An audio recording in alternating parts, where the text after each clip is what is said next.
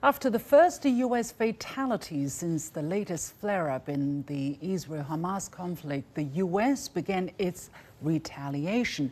On Friday, the U.S. launched airstrikes against over 85 targets in Iraq and Syria for a drone attack that killed 3 U.S. troops in Jordan on January the 28th.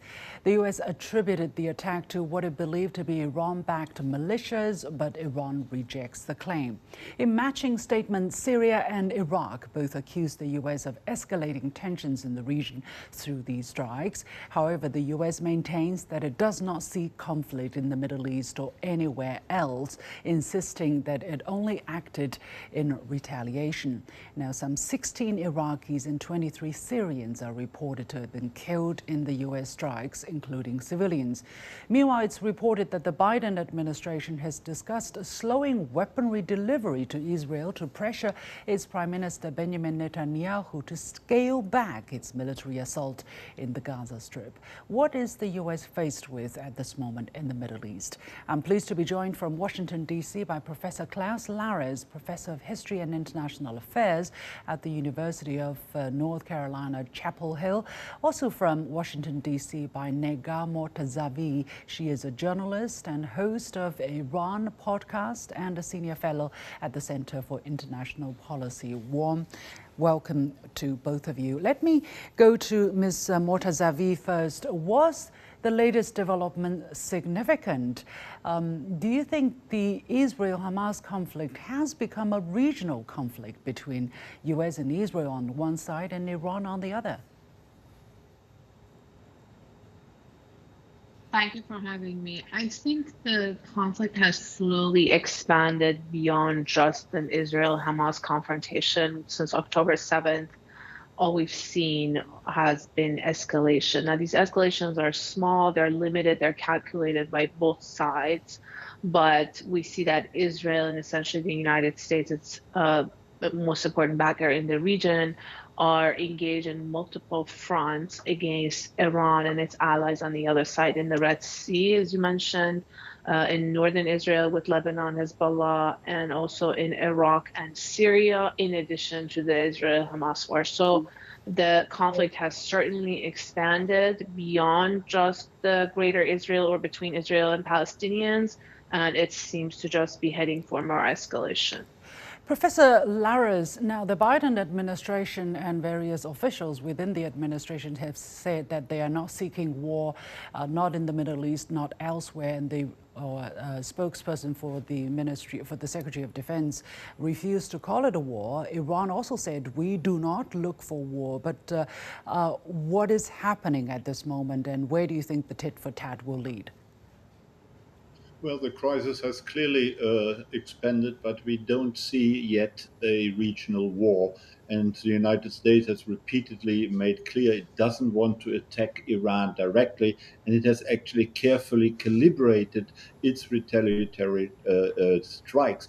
And they have really carefully avoided hitting Iranian territory, and Iran has done the same, and said that it has nothing to do with the attacks on the shipping lanes in the Red Sea or the attacks on these American soldiers in Jordan, 3 of them who were killed. And of course, we still see a very dangerous situation. But what was the United States supposed to do after 3 of its soldiers had been killed? They could not just sit by and tolerate that. And particularly, one has to understand that the Biden administration is under immense domestic pressure from Congress and from the Republicans generally. So I think what we saw was a fairly calibrated counterattack. It could have been much worse. And so far, I think both sides and the Iranians as well try to not to escalate it too much. Ms. Mortazavi, what is your view on this, plus the details coming out of the latest development? For instance, the United States waited 4 or 5 days to retaliate. It hit 85 targets, however, quite a large number, and it even ordered long-range B-1 bombers to fly from the United States thousands of miles away, and you see these barrage of posts by the U.S. Central Command on the platform X. What is being considered? What are the aim of all of these optics, if you agree they are optics? Well, the U.S. took a calculated step towards escalation. As I mentioned, what we've seen since October 7th has been calculated escalations on both sides. This was another calculated, limited escalation on the U.S. side, with the idea of establishing deterrence against Iran and its allies, the so-called axis of evil. But nevertheless, I don't think the United States and the Biden administration has exhausted the opposite of what's escalation and conflict, which is diplomacy. I don't think we've seen enough diplomatic engagement, the use of the various parties who've offered mediation, the Qataris, the Omanis, some Europeans, to essentially resolve this conflict or lower the temperature. And so where we are now, where that attack happened on the US base in Jordan, yes, the Biden administration was in a position that they had to respond, considering a lot of this is also domestic in an election year. But from the beginning of this conflict, from October 7th, I don't think the United States has used its leverage over its ally Israel enough to exhaust the diplomatic path as opposed to just expanding the conflict. Professor Laras, do you agree that the U.S. has not used the diplomatic leverage it has over Israel to resolve this? And if so, why not?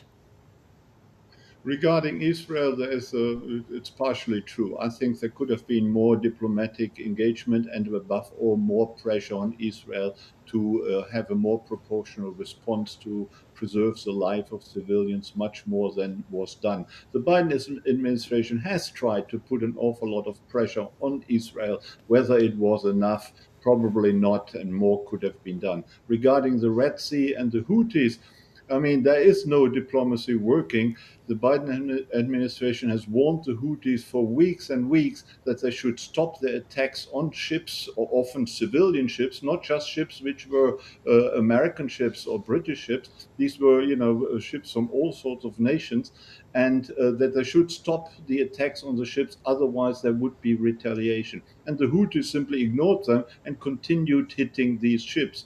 And so what choice did the Biden administration, or what choice would any administration have had in order to make that stop? And of course, so far the Houthis haven't been intimidated. They're continuing to attack the ships in these important shipping lanes in the Red Sea. But I guess after more attacks, eventually the Houthis will have to cave in. And they should have done that, of course, weeks ago. They should never have started to attack civilian ships in these very busy shipping lanes, which all the world needs to use its supply lines from that part of the world to Europe, Asia, and other parts of the world.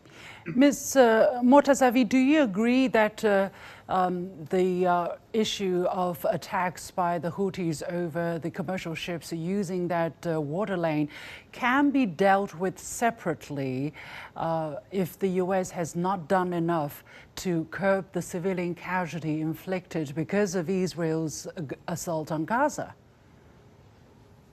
Well, no, I don't think the Red Sea situation or that front is separate from what's happening in Gaza or the Israel-Hamas war. I don't think what's happening in Iraq and Syria and also in the northern front with Hezbollah is separate. This is all stemming from that conflict. This is a result of escalation since October 7th. I think this is a byproduct of that lack of exhausting diplomatic engagement and the diplomatic path and just expanding the conflict. Now, I think the U.S. and the Israeli side wants to keep this issue separate. The U.S. has attacked multiple strikes in the past 3 days, today, yesterday, and the day before. They have launched attacks on various different groups as part of the so-called axis of evil, and each of them they're messaging as separate attacks. But the other side, what they call themselves the resistance side, allies of Iran, they don't see these separate. They see all of this as entangled and sort of connected to what's happening in Gaza. The Houthis, Hezbollah, the militias in Iraq, essentially saying they want to raise the cost for Israel. They want to raise the cost for the United States states so that that war either stops or that side of the war gets weakened.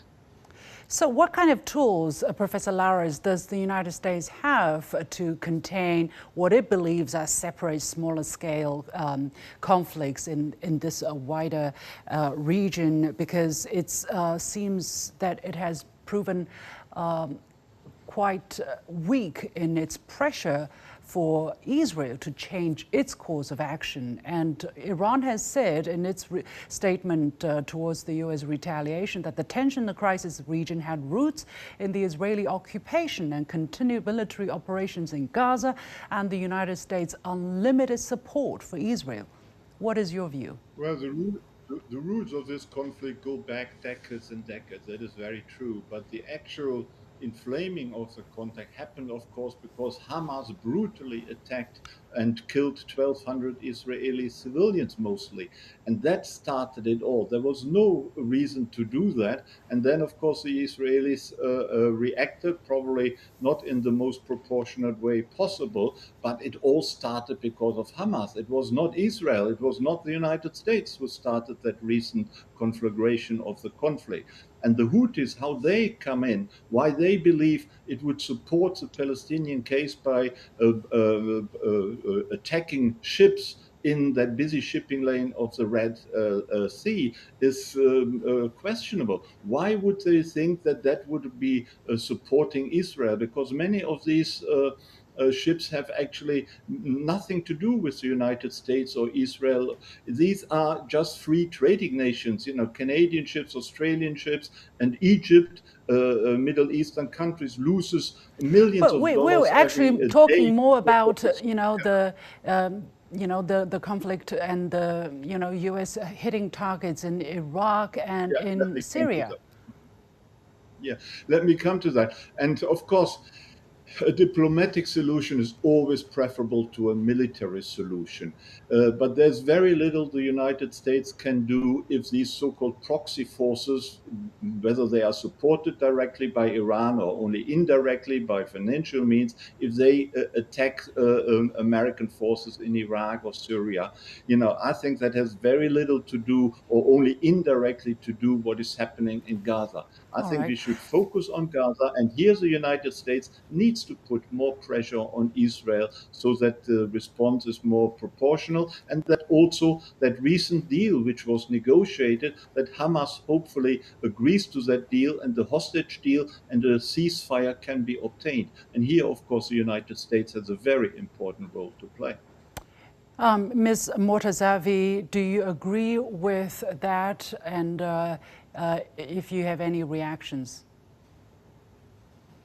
Well, U.S. officials have actually stated that during even temporary periods of ceasefire within this war, attacks by the militias, by the so-called axis of resistance has been reduced or stopped. And we've seen this pattern in the past also. Whenever there has been negotiations or diplomacy between the U.S., Iran, or one side of the party and the other, these kind of attacks and hostilities have been either reduced or completely stopped. This goes all the way back to nuclear negotiations, even between Iran and the U.S. So there has been a pattern that when diplomacy happens, conflict is reduced. Mm-hmm. When you try to bomb, when the U.S. tries to bomb its way through the Middle East, we've seen how that disaster has turned out in the invasion of Iraq, in the invasion of Afghanistan, and the multiple other fronts that the U.S. has been involved in. And let me just make a note about the domestic issue. This is an election year, and this is very much domestic, but at the same time, the American public does not support another big